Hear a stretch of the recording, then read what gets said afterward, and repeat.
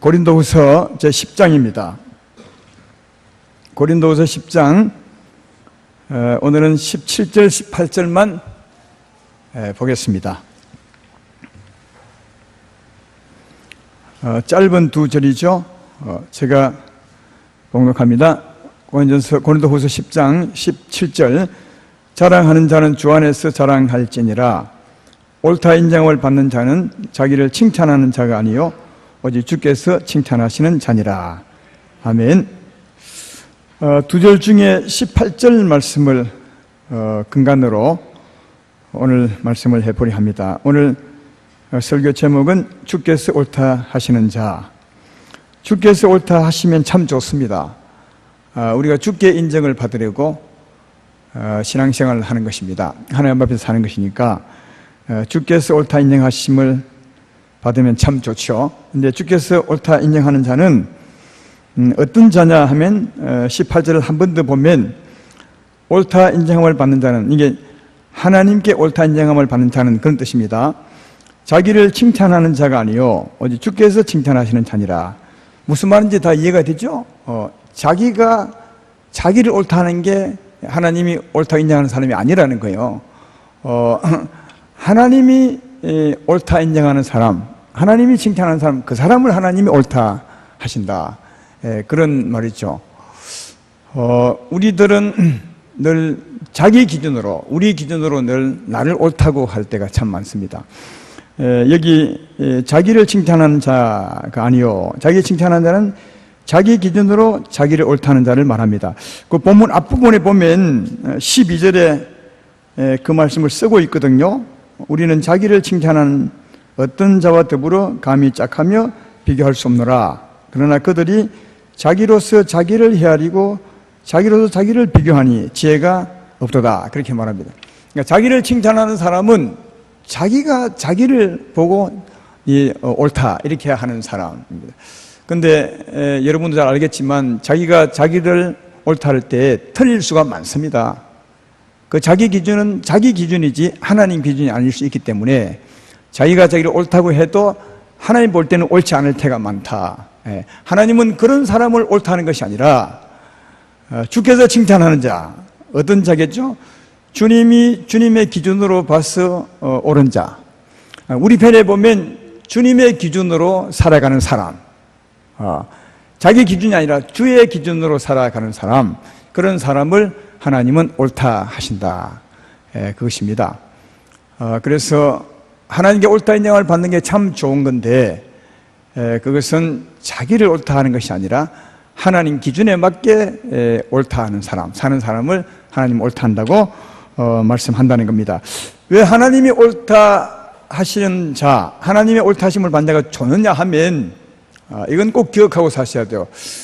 우리의 삶의 주관자는 하나님이세요. 하나님이 우리 삶을 주관하시고 또 하나님이 구원하시고 또 하나님이 우리에게 복과 저주가 되는 겁니다. 복을 주는 이도 하나님이시고 저주를 주는 이도 하나님이십니다. 그러니까 우리 삶의 주관자가 하나님이기 때문에 하나님 보시기에 옳다 인정을 받으셔야 하나님께 복을 받고 하나님께 칭찬을 받고 하나님께 구원을 받을 수 있다 하는 사실을 알 수 있습니다. 그래서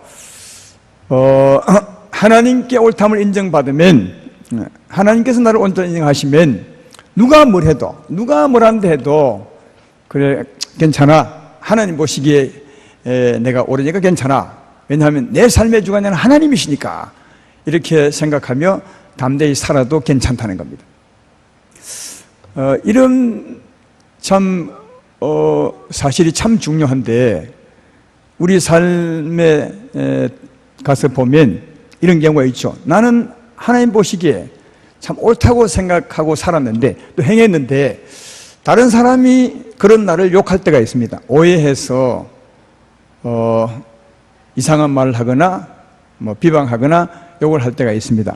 그럴 때 본인은 하나님 보시기에 분명히 옳다고 생각하고 살고 있는데 누가 틀리게 나를 그렇게 음해할 때 보통 그때 여러분은 어떻게 합니까? 그때 보면 그 이웃의 말에 부담을 가지고 막 잠을 못 주무시고 괴로워하는 사람이 많습니다. 자기는 안 그런데 이웃이 그런다고요. 근데 그럴 필요가 없다는 겁니다. 왜냐하면 그 이웃이 내 삶의 주관자도 아니요, 이웃이 나를 잘 아는 것도 아니요, 이웃이 나를 구원해 주는 것도 아니요, 이웃이 내게 복을 주는 분이 아니라는 거예요. 하나님 보시기에 괜찮으면 괜찮다고 여기셔야 돼. 그런 말을 듣더라도 혹시 나는 나름대로 산다고 했지만 이웃이 내게 대해서 말하는 말이 한 번 더 도리어 생각해 보면 옳을 때가 있습니다. 나를 옳다 했지만 이웃의 말을 들어보니까 내가 좀 틀리고 그가 옳을 때가 있어요. 그럴 때는 주님 앞에 진심으로 뉘우치고 회개하고 나가면 주님은 또다시 우리를 옳다 하시죠. 그래서 주님 보시기에 옳다함을 받고 살려고 하는 사람들은 항상 주 앞에 바르게 설 수 있다는 사실을 알 수 있고, 주 앞에 옳다고 생각하며 사는 사람들은 누가 뭘 해도 부담 갖지 말고 주님이 내 삶의 주관자니 괜찮다고 그렇게 살아가야 평안하고 담대하게 살아가지 않을까, 그렇게 생각이 됩니다. 민수기 14장에 보면 우리가 배웠던 말씀이라 그 예를 듭니다. 모세가 정탐꾼 12명을 보내서 정탐하고 오죠. 근데 정탐꾼 10명의 말을 크게 듣고 그 백성들이 실망한 나머지 온 백성이 울음바다가 됩니다. 통곡하게 됩니다. 그리고 그 다음에 어떻게 하느냐, 지금까지 우리를 인도해왔던 모세를 버리고 새로운 지도자를 세워서 애굽으로 되돌아가자, 그렇게 모세 앞에서 그렇게 말하죠. 여러분, 모세가 그 말을 듣고도 그렇게 떨지 않습니다. 뜬 모습이 별로 없어요. 담대한 모세를 볼 수 있습니다. 왜 담대했을까요? 만약 모세가 그 사람 말을 크게 들었다면 정말 힘들었을 겁니다. 모든 백성이 모세를 대적하고 모세를 갈아치우자 하고 다른 사람을 세워서 애굽으로 되돌아가자 하는데, 모든 사람이 얼마나 부담스럽고 얼마나 괴롭고 얼마나 무섭겠습니까? 근데 모세는 전혀 무서워하지 않습니다. 그런 모습을 볼 수, 왜 그랬을까요?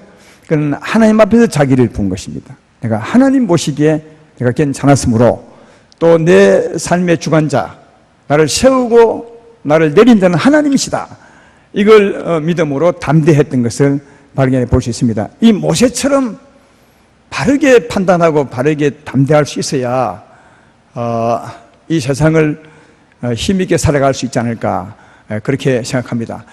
또 모세가 하나님만 믿고 담대했던 것처럼 그의 삶은 하나님이 주관자였으므로 그 후에 백성이 다 버리자고 해도 하나님이 모세를 지켜주고 여전히 인정해주고 세워가는 것을 바라볼 때 참으로 우리의 삶의 주관자, 또 모세의 삶의 주관자는 하나님이심을 알 수 있고, 하나님 보시기에 당당하게 사는 것이 옳다는 사실도 알 수가 있다 하는 겁니다. 예수님도 마찬가지입니다. 예수의 삶을 보면 그는 사람 말을 의식하지 않습니다. 언제나 하나님을 의식하고 누가 뭘 하든 하나님 앞에서 당당하게 살아가는 그런 예수의 모습을 볼 수 있습니다. 예수님의 삶의 한 가지 예를 들면 십자가를 짊어지시는데요, 우리는 십자가 참 좋은 십자가지만 원래 십자가는 죄가 가장 많은 사람, 또 가장 흉악한 죄를 지은 사람만 십자가에 달립니다. 그러므로 십자가에 달렸다는 말은 흉악한 죄를 지었다는 표시입니다. 정말 다른 죄로 용서받을 수 있는 사람이 아니라 저 십자가에 달려 죽어야 될 만큼 흉악한 죄를 지었다는 것입니다. 사람 볼 때는 굉장히 부끄러운 겁니다. 십자가에 달린 자체가 가문의 뭐랍니까? 영광이 아니라 정말 수치입니다. 십자가에 달렸다는 것은 너무너무 부끄러운 겁니다, 사람이 볼 때.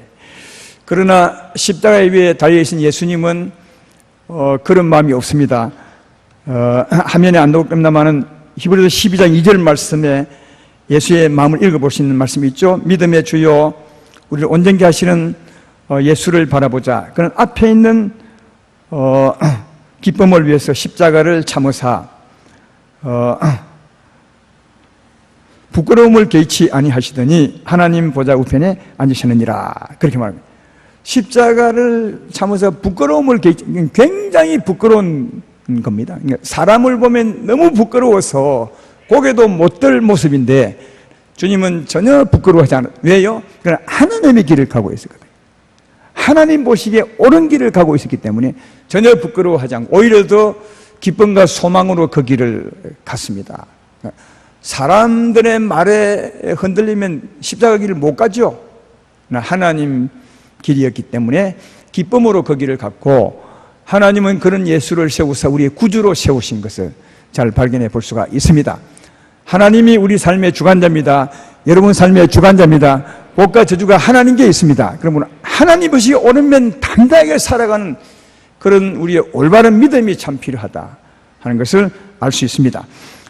근데 아까 말씀하기를 주께서 칭찬하는 자, 하나님께서 인정하는 자는 주님께서 칭찬하는 자, 다르게 말하면 하나님의 기준으로 살아가는 사람을 하나님은 옳다고 하신다, 그렇게 말씀했습니다. 그러면 하나님이 우리를 향한 기준이 뭘겠어요? 하나님이 우리를 보는 기준이 뭐겠냐? 하나님은 그 기준을 보고 네가 옳게 살아가는구나, 네 삶이 지금 옳다, 그렇게 하시는데, 우리를 향하신 하나님의 기준이 뭐겠냐고요. 이게 참 중요한 겁니다. 왜냐하면 하나님께 옳다 인정을 받는 것은 이 두 가지의 이 기준에 달리기 때문에 그렇습니다. 첫째 기준은 뭐냐 하면 우리 마음을 하나님 보십니다. 우리 마음이 어떠한지. 우리는 하나님 마음을 가지고 있는 사람들입니다. 그래서 하나님 마음으로 살아가고 있는지 아니면 네 마음으로 살아가고 있는지 하나님은 그걸 보십니다. 그리고 또 하나 보는 것은 하나님의 뜻입니다. 그 마음으로 하나님의 뜻을 따라 사는지 아니 사는지. 사랑하는 여러분, 하나님 우리를 볼 때 이 두 가지를 봅니다. 하나는 하나님 마음을 가지고 사는지 아니면 그 마음으로 하나님의 뜻을 따라 사는지, 이 마음과 뜻을 하나님은 봅니다. 신명기 8장 2절에 그런 사실을 알 수 있죠. 내 하나님 여호와께서 이 40년 동안에 내가 광야길을 걷게 하신 것을 기억하라. 이는 너를 낮추시며 시험하사 내 마음이 어떠한지 그 명령을 지키는지 아니 지키는지 알려 하심이라. 하나님 보는 두 가지입니다. 네 마음이 어떠한지, 하나님 마음으로 사는지, 또 그 네 행위가 하나님 뜻에 맞는지 안 맞는지 그걸 보신다고 분명히 말씀하죠. 또 사무엘상 2장 35절에도 하나님의 마음에 맞는 제사장을 세울 때 이렇게 말하죠.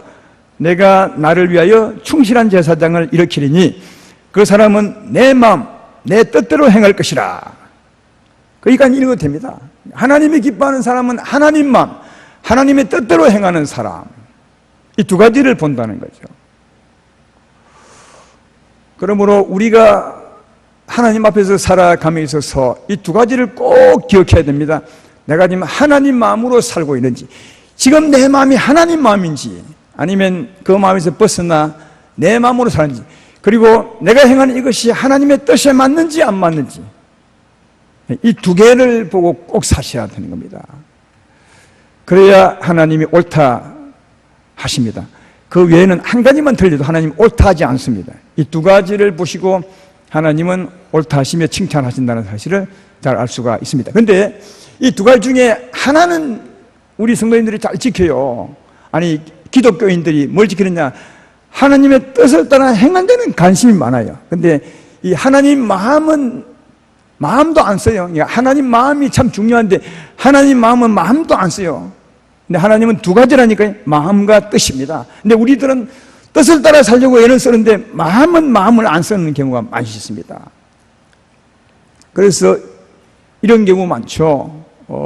어떤 정치적인 모임이나 노회나 어디 가보면 막 싸워요. 서로 옳다고. 근데 그 내용을 들어보면 서로 옳아요. 이 사람이 말하면 이 사람이 옳고, 저 사람이 말하면 이 사람이 옳고, 누구인지 분별이 안 돼요. 그 내용을 보면. 그러면서 서로 옳다고 싸우는데 그 자체가 틀린 것이 왜 틀리냐? 마음이 틀린 거예요. 싸우는 마음은 하나님 마음이 아니에요. 하나님은 두 가지를 보는데 사람들은 그 자기 뜻이 옳으냐 안 돼 그것만 보는 거예요. 하나님은 마음을 보신다니까요. 이 마음이 행함보다 더 중요합니다. 왜냐하면 모든 행동은 마음에서 나오거든요. 그러니까 내가 하는 말이 옳으냐 그러냐 그보다 더 중요한 것은 그 전에 마음이에요. 왜? 우리의 행동이 마음에서 나오기 때문이고, 또한 우리가 행하는 이 일이 옳으냐 그러냐 판단도 이 마음에 달려 있어요. 마음에. 그러니까 마음이 틀리면 다 틀린 겁니다. 행위 자체를 볼 필요가 없어요. 마음이 틀리면 아무리 옳아도 틀린 겁니다. 왜? 마음이 틀렸기 때문에 틀린 겁니다. 그래서 마음이 더 중요한데, 우리 기독교인들은, 우리 성도님들은, 우리 교회는 모르겠지만 이 마음은 전혀 생각지도 안 해. 행위만 옳으면 옳다고 생각하는 거 아닙니다. 마음이 더 중요하고, 마음을 보고 또 하나님은 그 행위를 본다는 것을 우리가 아셔야 됩니다. 누가복음 6장 45절에 이렇게 말하잖아요. 선한 사람은 마음에 싼 선에서 선을 내고 악한 자는 그 싼 악에서 악을 내나니 이는 마음에 가득한 것을 입으로 말함이라. 그러니까 우리 행위가 마음에서 나옵니다. 악한 말은 악한 마음에서 나오는 겁니다. 선한 말은 선한 마음에서 나오고요. 그리고 마태복음 23장 25, 26절에 이렇게 기록합니다. 화 있을진저 외식하는 서기관들과 바리새인들이여, 장과 대접의 끝은 깨끗이 하되 그 안에는 탐욕과 방탕으로 가득하게 하는도다. 그 다음, 눈먼 바리새인이여, 너는 먼저 안을 깨끗이 하라. 그리하면 그것도 깨끗하게 되리라. 여러분, 우리의 행위는 마음에서 나오는데 그 행위가 옳으냐 그러냐는 안이 깨끗하면 그 말도 깨끗하다는 거예요. 안이 더러운 말이 아무리 깨끗해도 더러운 거라는 거예요. 안을 먼저 깨끗이 하라. 그러면 그것도 깨끗해지리라. 마음이 깨끗해야 나오는 행위도 하나님이 깨끗하다고 인정하신다는 거예요. 사람은 잘 모르죠. 사람들이 자기를 감춤으로 좋은 말을 많이 합니다. 속은 막 부글부글 끓고 있는데 겉으로는 안 그런 척 하죠. 하나님 보면 틀렸다는 겁니다. 그게. 너는 아무리 겉을 깨끗이 해도 안이 더러움으로 그건 틀린 행동이라고. 그러니까 사람의 마음과 행동은 하나님만이 알 수 있어요. 그래서 하나님께 칭찬받는 자, 물론 본인도 알겠죠. 그래서 하나님은 마음을 먼저 보신다는 거예요. 마음에서 모든 행동이 나오기 때문에. 그리고 그 행위는 마음에 따라서 옳으냐 그런 자로 분별된다는 겁니다. 깨끗한 마음으로 하는 게 하나님 보시기에 옳다고 그렇게 말씀합니다. 따라서 사랑하는 여러분, 늘 우리 마음을 들여다보고 깨끗하게 되는 길로, 회개하고 십자가 길로 나가서 늘 순결한 마음으로 살아가시는 여러분 되기를 주의 이름으로 축원합니다. 또 하나, 마음은 깨끗하지만 또 행위도 깨끗해야 되는 겁니다. 이 예를 사울과 다윗을 통해서 한번 설명을 해 보겠습니다. 사무엘상 15장에 보면 하나님께서 사울에게 아말렉 군대를 다 진멸하라고 그렇게 말씀을 했습니다. 그때 사울이 하나님 말씀을 받고 아말렉과 전쟁터에 나가서 거의 다 죽입니다. 정말 거의 다 죽입니다. 그런데 그 중에 얼마 좋은 것, 소와 양 중에 흠이 없는 것, 좋은 것, 그리고 그 우두머리 왕은 살리고 옵니다. 왜 살렸냐 하면 그 백성들이 건의를 했습니다. 좋은 것은 살려서 하나님의 승리를 높이고, 그런 말은 없지만, 그리고 이 좋은 물건을 가져가서 하나님께 제사를 드리자, 그렇게 백성들이 건의를 했습니다. 그래서 사울이 생각할 때 그것도 괜찮은 것 같거든요. 싹 썰어버린 것도 좋겠지만, 그래 좋은 것 거의 다 죽였으니까 좋은 것 좀 가지고 가서 하나님께 제사 드리는 게 옳다고 생각을 했습니다. 하나님은 다 죽이라고 했는데 진짜 조금 남겨가면서 사울이 괜찮겠다 이렇게 생각했던 것 같습니다. 왜냐하면 그때 이제 하나님이 그 모습을 안타까이 여기서 사무엘을 보냅니다. 책망하라고요. 그때 사울이 사무엘을 만났을 때 아주 자기가 한 행위를 자랑하는 게 있습니다. 사무엘상 15장 13절에 이렇게 말합니다. 사무엘이 사울에게 이른즉 사울이 그에게 이르되 원하건대 당신은 여호와께 복을 받으소. 내가 여호와의 명령을 행하였나이다. 사울은 분명히 말합니다. 나는 하나님 명령을 행했습니다. 당신이 기뻐하십시오. 하나님의 뜻을 다 행했습니다. 그렇게 말했습니다. 그러나 하나님 보시기에는 아니었다는 거예요.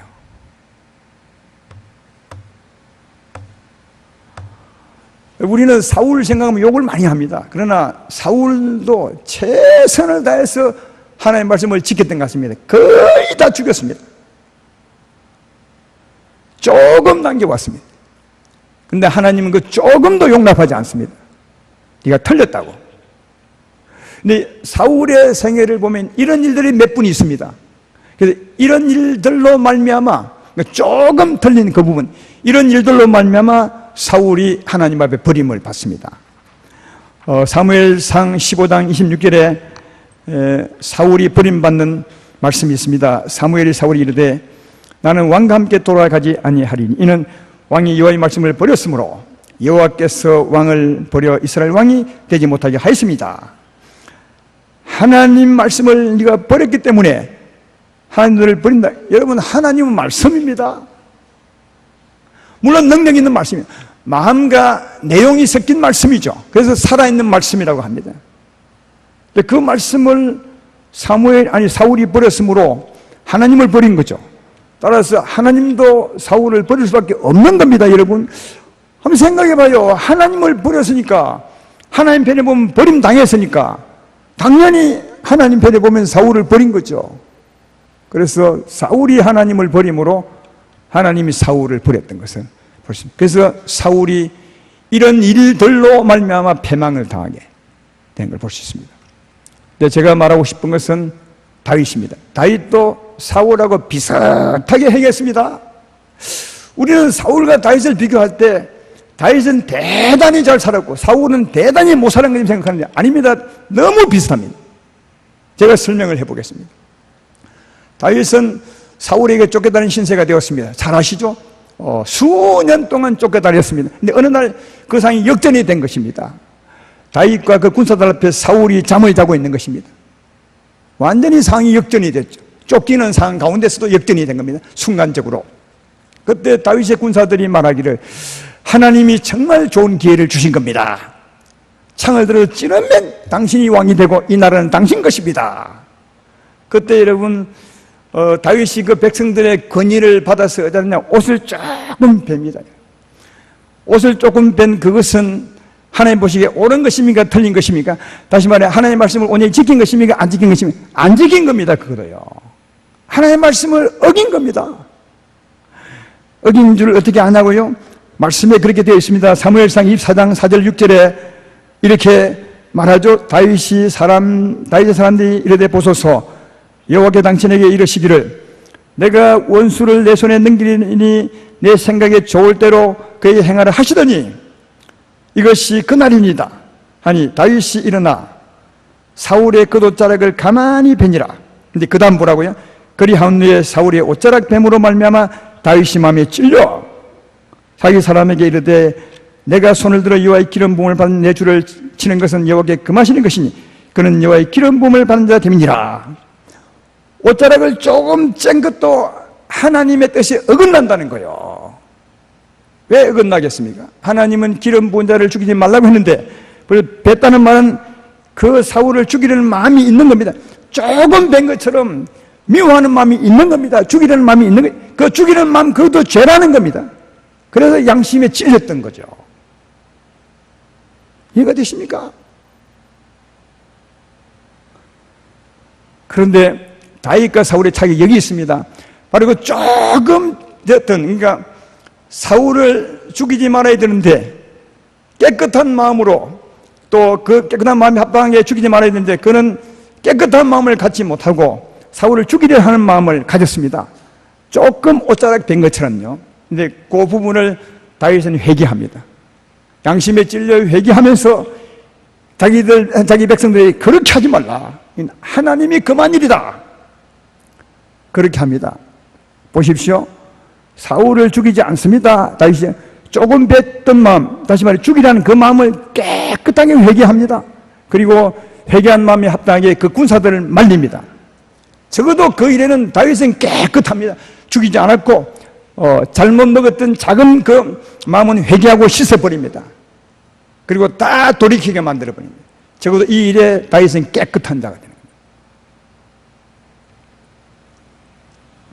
그러나 사울도 다시 한번 보면 이런 기회가 있습니다. 이런 똑같은 기회를 사울이 맞습니다. 아말렉 군대를 거의 다 죽였습니다. 얼마만 데리고 얼마만 가지고 왔습니다. 조금 어긴 겁니다. 다윗이 조금 어긴 것처럼 사울도 조금 어겼습니다. 근데 누구 말을 듣고? 그 백성들의 말을 듣고 어겼습니다. 아마 자기는 다 죽이고 싶었는데 백성들의 여론이 사울을 건드렸던 것 같습니다. 그래서 그 백성 때문에 그걸 살려오는 겁니다. 제가 그 말을 읽어보겠습니다. 사무엘상 15장 24절에 사울이 사무엘이 이르되 내가 범죄하였나이다. 내가 여호와의 명령과 당신의 말씀을 어긴 것은 내 백성을 두려워하여 그들의 말을 청종하였음이니와. 그러니까 사울은 그 현장에서 다 죽이고 싶어서요, 하나님의 말씀을 완벽하게 지키고 싶어서요. 그런데 백성들이 건의한 겁니다. 죽이지 말라고. 그래서 양심의 끓이김이 있었습니다. 이 말 가운데는 그 현장에 양심의 끓임이 있었다는 겁니다. 자기는 안 죽이고 싶지만 백성으로 말하면 죽일 때 양심의 끓이김이 있었던 거죠. 다윗처럼 옷자락을 벨 때 조금 어긴 거지만 양심의 가책이 있었습니다. 사울도 다 하려 했지만 백성들 때문에 못한 것에 대한 가책이 있었습니다. 제 말 이해되면 아멘 합시다. 그러나 사울은 회개하지 않습니다. 다윗은 조금 어긴 것을 진심으로 회개하고 깨끗하게 씻었는데 사울은 백성들의 말을 듣고 그 어길 때 양심의 끓임이 있었지만 다윗처럼, 그러나 그걸 회개하지 않습니다. 백성도 말리지 않습니다. 이게 사울과 다윗의 차이입니다. 아주 작은 차이입니다. 아주 작은 차이입니다. 여러분, 이때는 다윗도 성령 충만해 예수의 마음을 가졌습니다. 하나님 마음을 가지고, 사울도 성령이 떠나기 전이니까 하나님 마음을 가졌습니다. 다윗도 하나님 말씀을 어겼습니다. 조금. 사울도 하나님 말씀을 조금 어겼습니다. 누구로 말미암아? 다 백성으로 말미암아. 다윗도 그 백성으로 말미암아 조금 어긴 겁니다. 백성들이 좋은 기회입니다 했을 때 다윗이 옷자락을 좀 잘랐습니다. 사울의 백성들도 이걸 좀 남겨갑시다 했을 때 사울이 남겨오는 것입니다. 근데 그 뒤에 딱 차이가 나요. 다윗은 그것으로 말미암아 양심의 가책을 느끼고 회개하고 백성으로 하여금 돌이키고 돌아왔지만, 사울은 양심에 찔렸지만 회개하지 않고 돌아온 겁니다. 너무 작은 차이입니다. 그러나 이 차이가 엄청난 차이라는 거예요. 여러분, 이 차이가 엄청난 차이를 낸 겁니다. 이 차이가 다윗은 하나님을 경외함이었고 사울은 백성을 경외함이었어요. 아시겠어요? 이 진짜 작은 차이가 다윗은 하나님을 경외함이었고 사울은 백성을 경외함이었어요. 하나님보다 백성을 두려워했어요. 그래서 양심의 가책을 안 뉘우쳤습니다. 백성을 돌이키지도 않았습니다.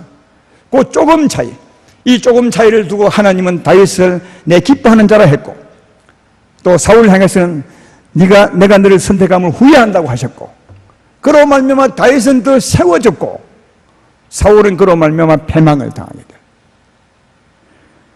사무엘라 3장 1절에 그렇게 말하죠. 사울의 집과 다윗 집 사이에 전쟁이 오래매 다윗은 점점 강하여 가고 사울의 집은 점점 약하여 가니라. 여러분이 조그만 차이의 연속입니다. 사울은 이 조그만 차이를 계속했습니다. 다윗도 이 조그만 차이를 계속했습니다. 그 차이가 다윗은 점점점 세워져 갔고 사울은 점점점 망해져 갔다는 사실을 알 수 있습니다. 오늘 이 말씀 가운데서 깨달아야 될 것을 기억할 것은, 사랑하는 자는 우리가 하나님이 우리를 보는 마음, 하나님 마음이죠. 하나님 마음을 가지고 하나님의 뜻을 따라 살아야 된다는 것을 알 수가 있는데, 꼭 기억할 것은 하나님 마음을 갖는 것도 쉽지 않습니다. 너무너무 거룩하거든요. 깨끗하거든요. 그래서 끊임없이 우리 마음을 씻으셔야 됩니다. 하나님 마음으로 살려면 충분히 할 수 있습니다. 왜? 그 마음이 우리 안에 있거든요. 여러분 안에 있습니다. 믿으면 아멘 합시다. 얼마든지 하나님 마음을 내 마음으로 가질 수 있습니다. 이게 예수 믿는 사람들의 특권입니다. 세상에는 절대로 가질 수 없는 겁니다. 그러나 우리는 하나님의 마음을 얼마든지 가질 수 있습니다. 날마다 가질 수 있습니다. 날마다 새롭게 하고 예수의 마음을 내 마음으로 가질 수 있습니다. 여러분 마음으로 가질 수 있습니다. 제 말 이해되십니까? 그리고 하나님 뜻도 너무너무 거룩합니다. 생각해 보십시오. 우리도 아마 사울 같았으면 사울처럼, 아니 사울보다 더 했을 겁니다. 대부분 다 죽였습니다. 조금만 살려. 하나님은 틀렸다고 말합니다. 사울이 다윗을 얼마나 죽이려고 쫓아다녔었습니까? 그러면 사람이라면 미워하는 마음이 있죠. 옷자락 베는 마음 있죠. 그거 없겠습니까? 그러나 그것도 틀렸다고 말합니다. 그러면 여러분, 옷자락도 베는 마음, 사울을 죽여버릴까 하는 그 마음도 틀렸다는데, 그럼 틀린 마음은 어떻게 하냐고, 어떻게 해결할 수 있냐고요. 다시 말해, 어떻게 하나님 앞에서 깨끗한 행동으로 성화시킬 수 있습니까? 회개하는 거죠. 회개하는 겁니다. 여러분, 다윗의 행동이 항상 옳았던 것이 아닙니다. 그 마음도 옳지 않았습니다. 죽이려는 마음이 있었습니다. 행위도 잘랐습니다. 그러나 그가 그렇게 하고도 하나님 앞에 옳다고 인정받았던 것은 정말 진심으로 회개했던 겁니다. 하나님을 경외함으로 나갔습니다. 하나님은 그 회개로 말미암아 다윗의 행위를 온전하다고 그렇게 했던 것을 볼 수 있죠. 우리가 행하는 하나님의 말씀은 정말 거룩합니다. 수준이 엄청 높습니다. 근데 우리들은 늘 우리 뜻대로 사울처럼 대충 행하고 회개도 안 합니다. 어쩌면 또 잘 살았다고 자화자찬하면서 살 수도 있습니다. 그러나 꼭 기억하십시오. 아무리 여러분이 잘 살았다 해도 그 마음속에 깨끗하지 못한 마음도 있고 또 그 행위도 깨끗하지 못할 것이며 그 부분을 어떻게 해야 온전한 것입니까? 얼마든지 회개하면 됩니다. 회개할 기회가 우리에게 있습니다. 그래서 하루 동안 진짜 잘 살고 난 후에도 그런 부분들을 이해하사 진심으로 뉘우친다면 하나님은 다윗을 옳다 하는 것처럼 여러분과 나를 옳다 하리라 믿습니다. 그래서 우리 평생에 매일매일 회개 없이는 주 앞에 바로 설 수 없음도 꼭 기억하셔야 돼요. 그래서 주님 우리에게 주의 마음 주셨고 깨끗한 마음 주셨고 그 마음 주었음에도 불구하고 회개라는 은혜를 우리에게 주셔서 다윗이 그런 죄를 짓고도 하나님 보시기에 올바르게 나아갈 수 있었던 그 은혜를 베풀어 준 것이 아닌가 그렇게 생각이 됩니다. 하나님 마음, 하나님의 길은 높고 정말 거룩합니다. 그러므로 그것을 다 행했다 하더라도 다윗처럼 진심으로 회개하고 더 바르게 주 앞에 나가셔서 살아가는 여러분 되기를 주의 이름으로 축원합니다. 그 외에는 하나님이 인정하지 않습니다. 우리는 하나님이 마음이 넓으신 분이시니까 많은 걸 용납할 줄 알겠지만 적어도 하나님이 우리를 보실 때 그 마음과 뜻, 그 외에는 하나님이 용납하지 않습니다. 사랑이 너무 많지만 그 길은 정말 외길입니다. 좁은 길입니다. 전에 언젠가 말했던 것처럼 한 가닥 실처럼 그 길밖에 없습니다. 그게 진리입니다. 그 외의 부분은 어찌하면 되겠습니까? 정말 회개하고 나가면 되는 것입니다. 그래서 하나님 우리에게 어떤 은혜를 주게 주셨느냐? 정의와 공의를 행할 수 있는 은혜를 베풀어 주었습니다. 정의는 하나님의 외길입니다. 어느 누구도 그 길을 갈 수 없습니다. 그러나 그 길을 가다가 다윗처럼 조금 어릴 때 회개하고 돌아오면 하나님이 공의로 용서합니다. 그 공의의 길이 있는 겁니다. 그래서 언제나 정의와 공의, 이 공의 때문에 하나님 앞에 의롭게 설 수 있는 겁니다. 그래서 아무리 옳게 살았다 해도 늘 하나님의 은혜였습니다. 이렇게 고백하는 것이 또 나는 참으로 부족한 죄인일 수밖에 없습니다. 이렇게 고백하는 것이 그가 진짜 바르게 자신을 보고 사는 것이 아닌가 그렇게 생각합니다. 그러나 그렇게 살 수 있는 길은 또 능력은 우리에게 있습니다. 여러분 안에 있습니다. 그 하나님을 정말 의지하시고 날마다 회개하시고 주님으로 말미암아 그 길을 가시는 다윗처럼 가는 여러분 되기를 주의 이름으로 축원합니다. 하나님은 우리 마음을 너무 잘 아시고 우리의 행위를 정말 잘 아십니다. 다윗이 조금 배웠던 그 마음도 주님이 아시고 그 행위도 아시고 사울이 가책을 느꼈으나 그는 돌이키지 않았던 그 마음도 하나님이 아시고 그들이 가졌던 그 마음 똑같이 하나님이 주관해 주었던 것을 발견해 보셨습니다. 우리는 하나님이 안 보이시니까 내 이 마음을 알겠냐? 내가 혼자 있을 때 내 마음에 가졌던 이 조금은 추한 마음을 하나님이 아시겠나? 하나님이 아십니다. 당신보다 당신을 더 잘 아실 겁니다. 우리의 행위를 너무너무 잘 아십니다. 우리를 모르는 것이 없습니다. 다 아십니다. 시편 139편에 이렇게 기록합니다. 여호와여 주께서 나를 살펴보셨으므로 나를 아시나이다. 주께서 내가 안고 일었음을 아시고 멀리서도 나의 생각을 밝히 아시오며 나의 모든 길과 내가 눕는 것을 살펴보았으므로 나의 모든 행위를 익히 아시오니 여호와여 내 해의 말을 알지 못하는 것이 하나도 없습니다. 나를 다 아십니다. 마음도 알고 또 생각을 아시고 또 말도 아시고 행위도 아시고 다 압니다. 여러분이 말하지 않아도 마음을 압니다. 왜 그럴까요? 우리 안에 계시고 여러분 안에 계시니 모를 리가 없습니다. 다 아십니다. 하나님은 다 아신 하나님께서 다윗을 보듯이 그 마음과 행위를 보십니다. 사울을 보듯이 그 마음과 행위를 보신다는 사실을 기억하시고 정말 하나님을 경외함으로 사십시오. 그러나 아무리 깨끗하게 살았다 할지라도 마음의 부족함이 있고 행위의 부족함이 있으면 그 부분은 진심으로 회개하십시오.